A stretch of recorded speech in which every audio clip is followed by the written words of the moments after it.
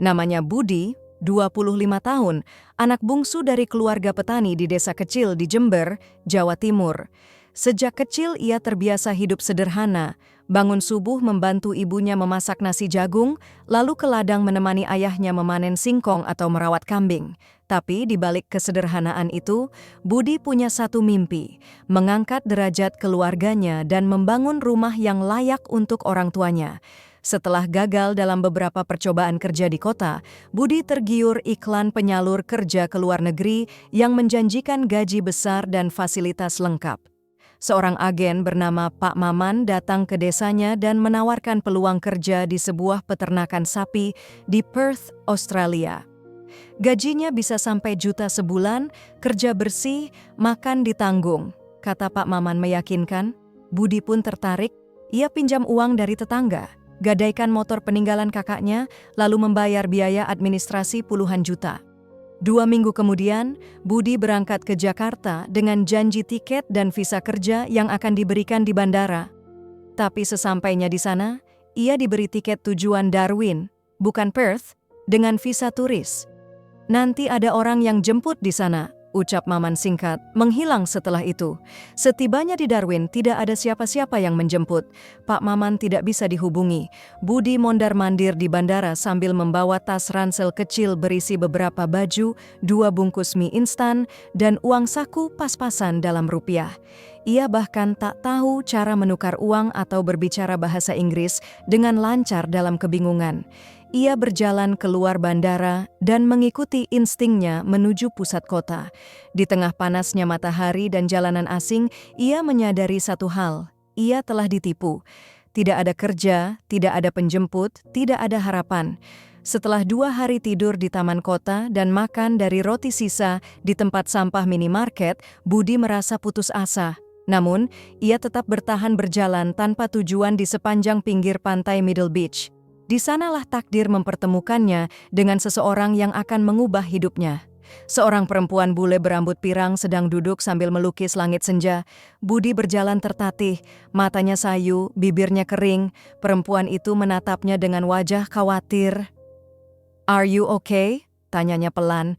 Budi tak paham sepenuhnya, hanya mengangguk pelan dan tersenyum kaku.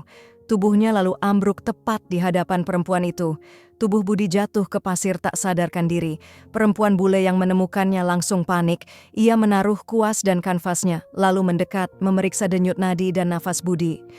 "Oh God, hang on!" bisiknya. Ia mengeluarkan ponsel dan menelepon bantuan. Tak butuh waktu lama, sebuah ambulans datang. Dalam perjalanan ke rumah sakit, Budi mulai siuman, namun masih lemah. Ia tak mengerti percakapan para petugas medis, hanya menangkap beberapa kata, dehidrasi, malnutrisi, turis. Matanya sempat menatap perempuan itu yang duduk di samping tandu, menenangkan dirinya dengan senyum. Namanya Merlin, 28 tahun, seorang seniman lokal kelahiran Darwin. Ia tinggal sendiri di rumah kecil tepi pantai, bekerja paruh waktu di galeri lukisan, dan sisanya mengajar seni ke anak-anak. Melihat Budi yang terlantar dan tampak kehilangan arah, ia merasa iba. Lebih dari sekadar simpati kasual, Merlin memutuskan membawa Budi ke rumahnya usai diperiksa dan dinyatakan tak membutuhkan rawat inap lanjutan. Di hari-hari awal tinggal di rumah Merlin, Budi merasa canggung. Ia nyaris tak bicara, hanya menyampaikan beberapa kata terbata dalam bahasa Inggris seadanya. Namun Merlin sabar. Ia memberinya makanan hangat, pakaian bersih, dan bahkan mencarikan kamus kecil agar mereka bisa saling memahami. Suatu malam, sambil duduk di teras, Merlin membuka percakapan dengan pelan. "Where are you from?" "Jember, Indonesia," jawab Budi. "You're here for holiday?" Budi menggeleng. Butuh beberapa waktu dan bantuan Google Translate, barulah ia mampu menjelaskan sedikit demi sedikit bahwa ia tertipu oleh agen kerja, bahwa ia datang mencari masa depan tapi malah terdampar tanpa siapa-siapa. Merlin mendengarkan dengan mata berkaca-kaca. Ia terdiam lama. "You're very brave," katanya akhirnya. Budi tak tahu maksud pasti kata itu, tapi ia membalas dengan senyum tipis. Sejak saat itu, Merlin mulai mengenalkan Budi pada rutinitas hidup barunya. Ia mengajak Budi belanja ke pasar lokal, mengajaknya ke galeri tempatnya bekerja, bahkan memberi Budi beberapa tugas ringan di rumah sebagai cara untuk membalas kebaikannya. Membersihkan halaman, mengecat pagar, dan memperbaiki saluran air yang bocor. Tanpa mereka sadari, hari-hari itu mulai menumbuhkan benih keakraban yang hangat. Australia bernama Steve datang menghampiri. Ia menatap Budi dengan curiga. "Who is this guy? He's not supposed to be here." Merlin mencoba menjelaskan, namun raut wajah Steve tetap tak ramah. "He could be a little, you better be careful." Budi tak mengerti isi percakapan itu, tapi ia tahu satu hal. Keberadaannya mulai jadi masalah, dan mungkin kedekatannya dengan Merlin akan membuat segalanya lebih rumit. Setelah insiden dengan tetangganya, Merlin mulai menyadari bahwa keputusannya menampung Budi bukan hal sepele. Beberapa tetangga mulai memandang curiga. Ada yang terang-terangan menyindir, ada pula yang hanya menatap sinis setiap kali Budi ikut berjalan bersamanya ke pasar. Merlin bukan tipe yang peduli omongan orang, tapi ia tahu ini akan berdampak. Ia mencoba tetap tenang, menjaga suasana di rumah tetap normal, meski beban dalam pikirannya semakin berat. Budi pun mulai merasakan tekanan itu. Meski Merlin selalu bersikap ramah, ia bisa membaca kecanggungan di mata orang-orang yang mereka temui. Bahasa menjadi tembok tinggi antara dirinya dan dunia luar. Ia tak bisa menjelaskan siapa dirinya, dari mana asalnya, atau mengapa ia di situ. Di mata orang asing, ia hanyalah pria gelap yang muncul entah dari mana di rumah seorang wanita lokal. Namun justru dalam keheningan itu benih-benih perasaan tumbuh. Merlin tak pernah menganggap Budi sebagai beban. Ia justru kagum pada sikap hormat dan kerja keras Budi. Setiap pagi, Budi bangun lebih awal dari dirinya, menyapu halaman, menyiram tanaman, bahkan memperbaiki pagar belakang rumah yang rusak. Merlin melihat itu semua sebagai bentuk penghargaan, dan dari situ hatinya mulai goyah. Suatu sore, saat matahari condong ke barat, mereka duduk bersama di halaman belakang meminum teh. Merlin mencoba mengajari Budi kata-kata Inggris sederhana.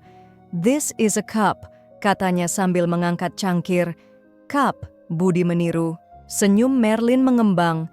Mereka tertawa kecil saat Budi salah menyebut kata life menjadi lives. Meski sederhana, momen itu menjadi titik awal keintiman.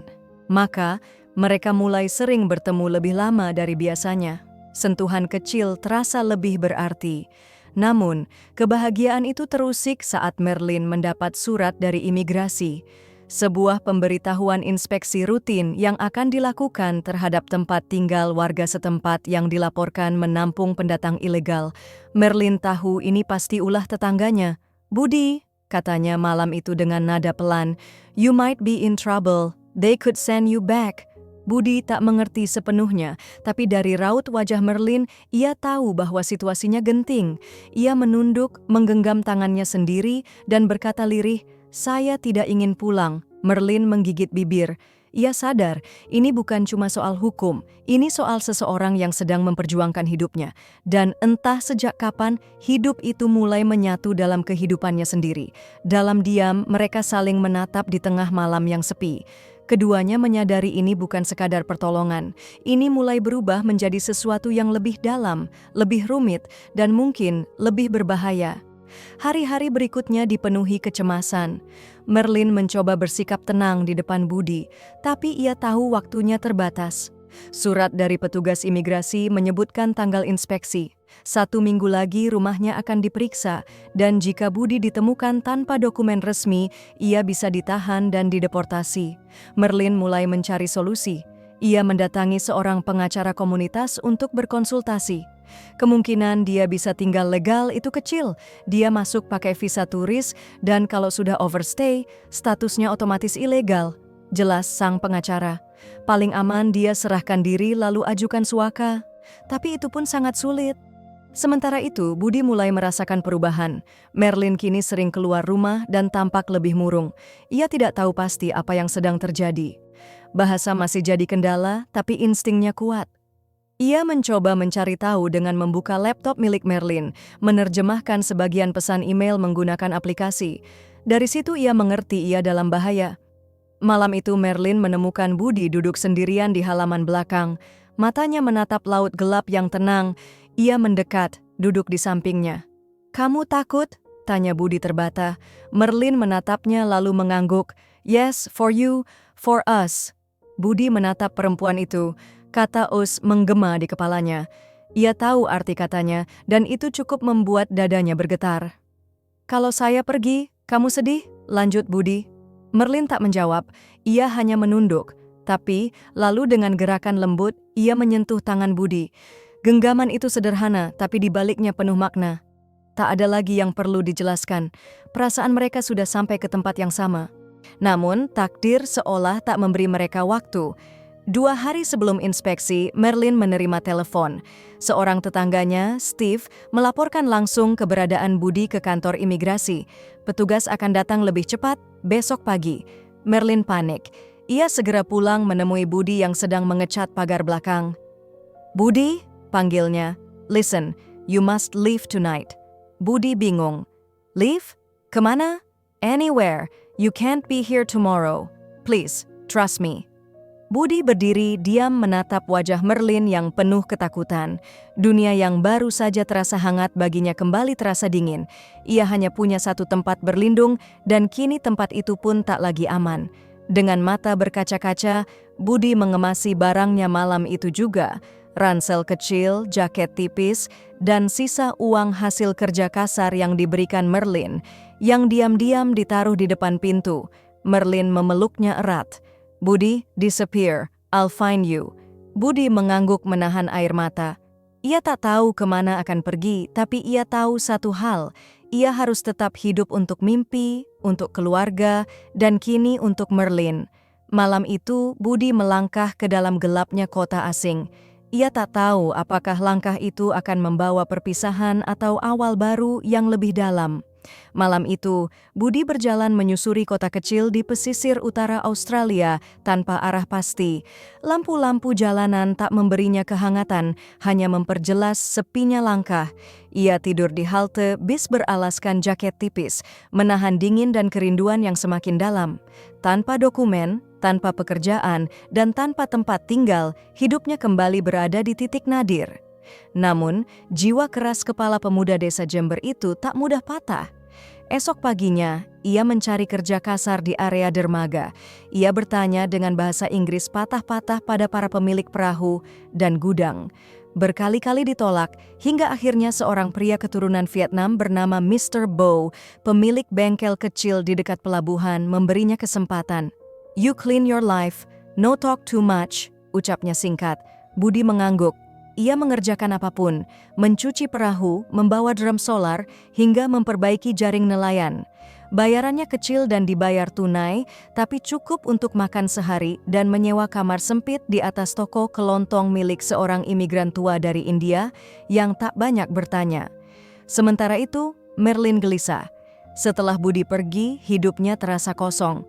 Ia terus mencari lewat komunitas sosial, menanyakan ke teman-teman galeri, bahkan berani bertanya ke pasar lokal tempat Budi biasa ikut belanja. Tapi semua nihil. Merlin takut membuka terlalu banyak informasi. Ia sadar satu kesalahan bisa membawa Budi pada deportasi. Hingga suatu sore, lewat komunitas migran lokal yang diam-diam membantu orang-orang tanpa status, Merlin mendapat kabar ada pria muda Asia bekerja di dermaga. Tanpa menunggu lama, ia datang ke sana. Dari kejauhan, ia melihat Budi tengah mendorong drum minyak. Tubuhnya basah peluh, wajahnya penuh debu dan lelah. "Budi?" panggil Merlin dengan napas tertahan. Budi menoleh, matanya membelalak. Ia sempat berpikir semua ini mimpi, tapi saat Merlin memeluknya di hadapan para pekerja lain, ia tahu ia tak sendiri. Namun kebersamaan mereka tak bisa berlangsung lama. Merlin tahu ia tak bisa membawa Budi pulang. Ia pun tak ingin Budi terus hidup bersembunyi. "Ada satu jalan," kata Merlin kemudian. "Kamu bisa daftar suaka, bilang kalau kamu korban penipuan dan tak bisa pulang karena trauma, malu, atau ada ancaman di negerimu." Budi terdiam, ia tak paham detail hukum, tapi mengerti risikonya. Prosesnya panjang, bisa ditolak, dan selama itu ia dalam pengawasan. Tapi saat ia menatap mata Merlin yang tak lagi hanya penuh simpati, melainkan cinta tulus, ia tahu hidup bersembunyi bukan pilihan. Jika ingin masa depan bersama, ia harus hadapi kenyataan. "Saya siap," katanya lirih. Mereka saling menggenggam tangan di antara suara mesin kapal dan semilir angin laut. Itu bukan akhir penderitaan mereka, melainkan awal dari perjuangan panjang yang lebih serius. Cinta mereka bukan sekadar kisah manis, tapi tekad untuk bertahan di dunia yang keras. Pengajuan suaka bukan proses mudah. Merlin mendampingi Budi ke kantor imigrasi di kota terdekat, menghadirkan dirinya sebagai penjamin moral. Ia menjelaskan pada petugas bahwa Budi adalah korban penipuan agen TKI ilegal, dibawa masuk dengan janji palsu, dan kini tak bisa pulang karena ancaman sosial dan tekanan keluarga di kampung halaman. Petugas mencatat semuanya lalu memberikan stempel Asylum Seeker, proses investigasi. Artinya, Budi tidak langsung ditahan, tapi harus melapor rutin. Statusnya rentan. Sekali saja dianggap tak memenuhi kriteria, ia bisa dideportasi dalam waktu 48 jam. Beberapa hari pertama penuh ketegangan. Budi kini tinggal di rumah penampungan sementara, tak bisa kembali tinggal bersama Merlin. Hubungan mereka diuji jarak, waktu, dan tekanan batin. Namun Merlin tak pernah absen datang menemuinya, membawakan makanan, pakaian bersih, dan buku. "Belajar bahasa Inggris kalau kamu mau tetap di sini," ujar Merlin suatu hari sambil menyodorkan berkas. "Kamu harus siap hadapi semua. Kita harus buktikan bahwa kamu bukan ancaman, tapi manusia yang pantas diberi kesempatan." Budi mengangguk. "Saya ingin tinggal bukan karena saya takut pulang, tapi karena saya ingin bersama kamu." Kalimat itu membuat Merlin terdiam. Tak ada lagi yang bisa menyangkal. Cinta mereka nyata, tumbuh dari luka, ketulusan, dan keberanian. Namun badai besar datang saat proses wawancara lanjutan berlangsung. Petugas imigrasi senior bernama Mr. Keating, berwajah kaku dan bicara lugas, menuduh Budi berpura-pura demi mendapat izin tinggal. "You say it's because you love this woman, or because you want a passport?" tanya Keating sinis. Budi, yang kini sudah bisa sedikit berbahasa Inggris, menjawab tegas, "Saya tidak ingin paspor. I want a life with her." Keating mencatat dingin, "We'll see." Seminggu kemudian, keputusan keluar. Permohonan ditolak. Budi diberi waktu 7 hari untuk naik banding atau angkat kaki dari Australia. Merlin terpukul, tapi ia tidak menyerah. Ia menyewa pengacara migrasi yang lebih berpengalaman, mengajukan banding resmi dengan dokumen pendukung pernyataan tertulis dari dirinya. Sementara itu Budi mengalami tekanan hebat di tengah kecemasan itu. Ia sempat berpikir menyerah. "Mungkin saya memang harus pulang," katanya. Namun Merlin menatapnya dalam, menahan air mata. "Kalau kamu pergi, bukan cuma kamu yang hilang arah, aku juga." Hari-hari berlalu dengan menegangkan. Tanggal keputusan banding semakin dekat. Hingga suatu pagi, surat dari kantor imigrasi datang. Merlin membukanya dengan tangan gemetar, duduk di kursi tua depan rumah, diikuti Budi yang berdiri diam di belakangnya. Isinya singkat, permohonan banding diterima. Budi diperbolehkan tinggal sementara dengan visa kemanusiaan. Air mata langsung tumpah dari wajah Merlin. Budi tertegun tak percaya. "Kita menang," bisiknya. Merlin berdiri dan memeluknya erat. "Belum selesai, tapi kita dapat napas. Tinggal bagaimana mereka menjaga apa yang telah mereka perjuangkan bersama." Dengan visa kemanusiaan di tangan, Budi bisa bernapas sedikit lega. Statusnya masih sementara, tapi cukup untuk membangun hidup yang lebih stabil. Ia diperbolehkan bekerja secara legal dan dengan rekomendasi dari pengacara, ia mulai bekerja sebagai asisten dapur di sebuah restoran milik imigran Thailand di kota sebelah. Merlin, yang tak pernah lelah mendampingi, kini terlihat lebih cerah. Ia kembali aktif melukis dan mengajar seni, tapi waktu-waktu senggangnya tetap dihabiskan bersama Budi. Di antara kesibukan masing-masing, mereka saling melengkapi, saling menyembuhkan. Suatu malam, di balkon kecil rumah Merlin yang menghadap laut, Budi membuka kotak kecil berisi cincin sederhana dari perak. "Ini bukan cincin mahal, tapi saya serius. Maukah kamu nikah sama saya?" Merlin terkejut. Air matanya langsung mengalir tanpa bisa ditahan. "Yes, I do." Pernikahan mereka digelar sederhana di taman belakang gereja komunitas, disaksikan oleh sahabat-sahabat dekat, rekan kerja, dan para imigran yang dulu juga pernah merasakan getirnya hidup tanpa kepastian. Tak ada pesta mewah, hanya tawa tulus dan pelukan hangat. Hari itu, dua dunia yang berbeda resmi bersatu. Setahun berlalu, Budi kini bekerja tetap sebagai staf logistik restoran sambil kursus bahasa Inggris.